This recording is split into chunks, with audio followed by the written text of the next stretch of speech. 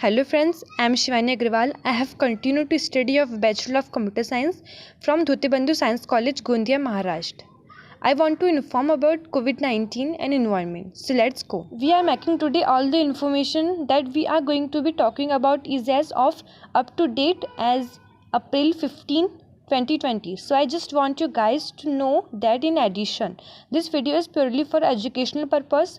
We are gonna have a medical disclaimer pop up here. So let's go ahead and get started. It started in a seafood market in China and it is spreading across the world. Here is what we know about the new coronavirus that's freaking and medical expert and governments.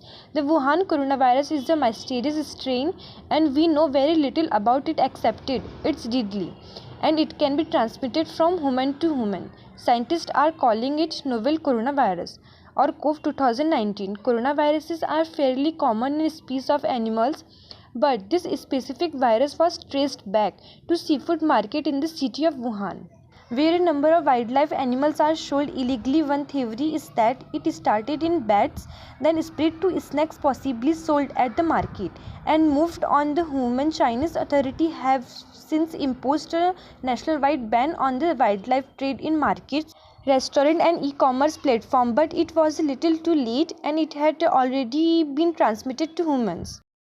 We know that COVID-19 is the disease that we are gonna be discussing, but we have to focus on first is what is the virus that we believe is responsible for this disease COVID-19, and that's what we think that it's actually a specific coronavirus called SARS-CoV-2. SARS-CoV-2 is actually very interesting because what we know about SARS-CoV-2, it's part of the coronavirus family, so there is an 80% genetic similarity between the SARS-CoV-2 virus and the coronavirus that was responsible for the SARS outbreak in 2002 to 2003 as well as the MERS outbreak that occurred in 2012, and again there's about an 80% genetic similarity between the SARS-CoV-2 virus in those viruses as well. Again, it's coronavirus, a beta coronavirus. What we know that SARS-CoV-2 is responsible for causing is the disease that we call COVID-19. We understand the virus, we understand the disease that it causes. What we have to really do now is to kind of look just a little bit at that viral structure.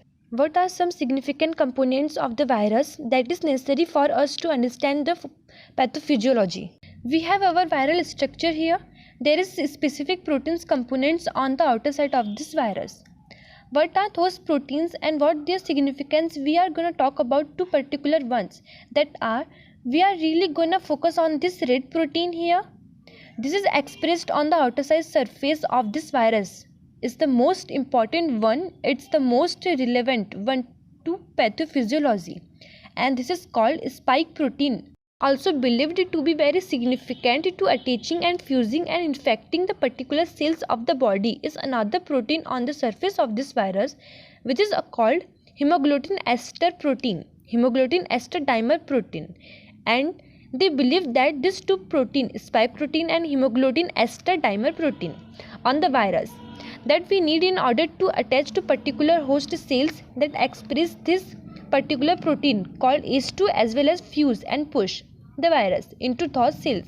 This pink one is called an M protein, and this blue one, which would be more specific, is referred to as the envelope or a protein. Now that's the protein on the surface of the virus inside, right? You have this purple structure is believed to be the envelope. So the purple structure is believed to be the envelope of this virus, which you believed it to be a bilayer. So the envelope of this virus. Inside of this virus, there is a nucleic capsid protein. So we have this nucleic capsid proteins. And the last this we have to understand here, which is also extremely significant, is the viral nucleic acid. Now, there is two type of nucleic acid, DNA and RNA. It means deoxyribonucleic acid and ribonucleic acid. Another thing is sometimes you can have what's called single-stranded nucleic acid. This is a single-stranded RNA on top of that.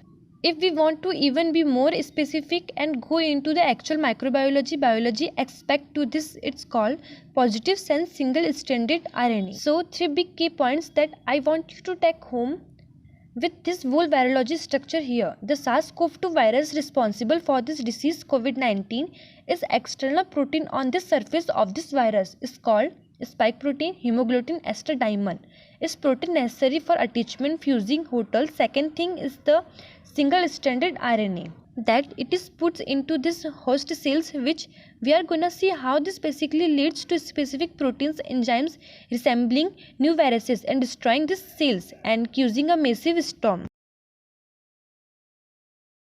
The National Green Tribunal NGT, India's environment watchdog, has also confirmed that the nationwide lockdown has improved the air quality.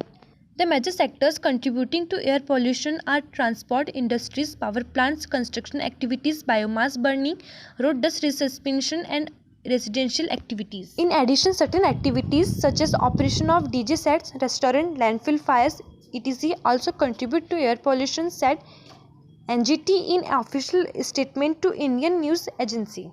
India's Central Population Control Board CPCB has recently reported an improvement in air quality in the country. CPCB data suggests a nearly 71% fall in nitrogen dioxide level. Several major cities, New Delhi, Kolkata, Mumbai, Bangalore and Chennai, have witnessed a fall in the air quality index AQI. For instance, in New Delhi, Anand Vihar, often acknowledged to be one of the most populated area of the capital city, AQI was recorded 65 on 22 April at 5 pm.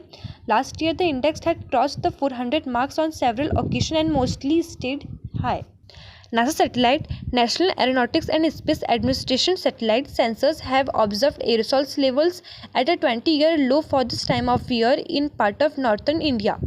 Aerosols are teeny solid and liquid particles suspended in the air that reduce visibility and can cause damage to human lungs and heart. The Uttarakhand Population Central Board water from Har Ki Pauri in Haridwar was tested, and the result from the test revealed that the water here has been classified as fit for drinking after chlorination for the first time in decades. Weather maps generated by the National Aeronautics and Space Administration's NASA supercomputers show that population over India is extensively lower this year than it was last year.